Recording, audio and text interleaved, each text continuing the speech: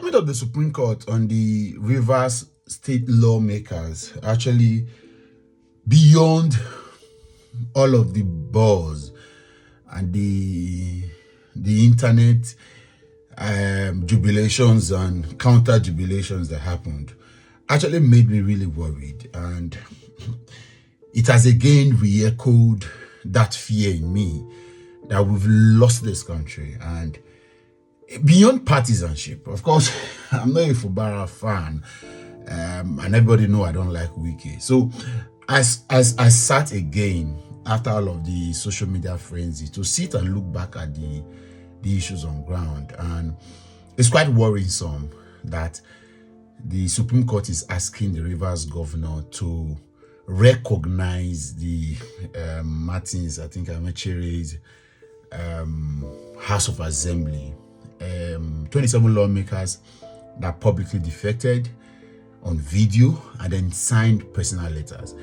I would like to know if the court has agreed that the letters were signed under duress or they were forged and all of that. These guys waved the APC flag. They moved to it. So they didn't move, they didn't defect and didn't make any further announcement. And they publicly frolicked with the APC. Of course, one of the things to make you know that Wike is not as smart as you think, that move would prove to be counterproductive. And now, of course, because he had the court, and it's not the first time anyway, Ahmed Lawal, Godswill Akpabio, all used the courts to get themselves back to the Senate, even when they went against the law. But we thought that the new Edo Ekerele, I think, led justice system of Nigeria will put her foot on the ground and ensure that there is sanity that is returning. Sometimes you want to, okay, there's some judgment even back in times that you see and you say, okay,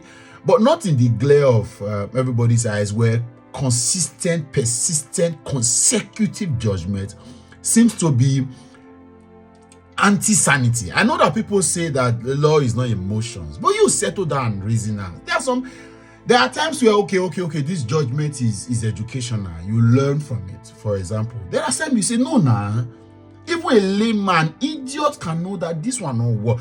I would like to see the CTC, the certified true copies of that judgment. I would like to look at the merit. What Supreme Court, because now we are getting to a time, and this is, I'm scared. And this is not to dampen the interest and the enthusiasm of those of us from Edo State who are thinking like, at least for once, let's have the court uphold the sanctity of our democratic tenets and values and do the right thing, especially as it regards to the Edo Guba elections that happened on the 21st of September 2024. This will not be well from all of the background push that my guys are doing to say, no, we can't lose our leg or remove our legs on the pedal. We have to keep pressing them to understand that there will be consequences if they don't do the needful and all of that.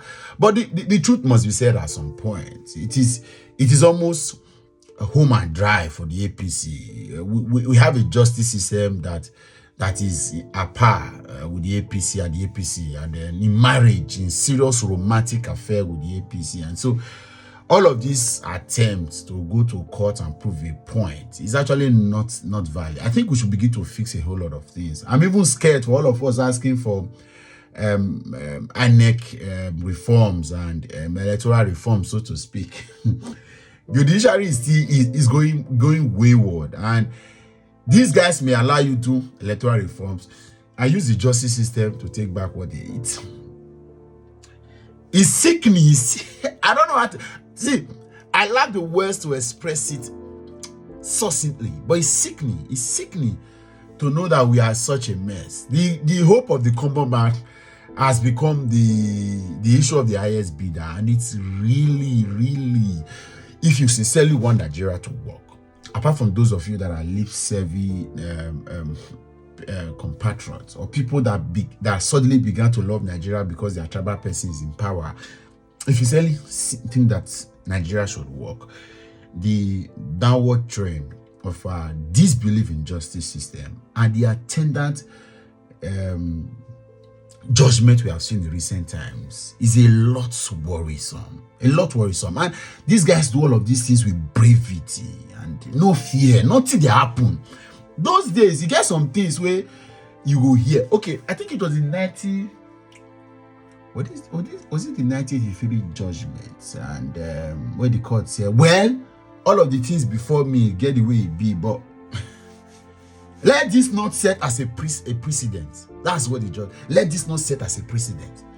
So there are times when you know say judge go say, I'm under pressure, but not use this particular one to follow that matter. This one is very peculiar, but the way our judges know they fear, and then judges now are very emotional, very political. You go to hear judgment, go to say, did you settle down to look at what was your point? What do you think? No, sometimes don't blame lawyers. Sometimes you get.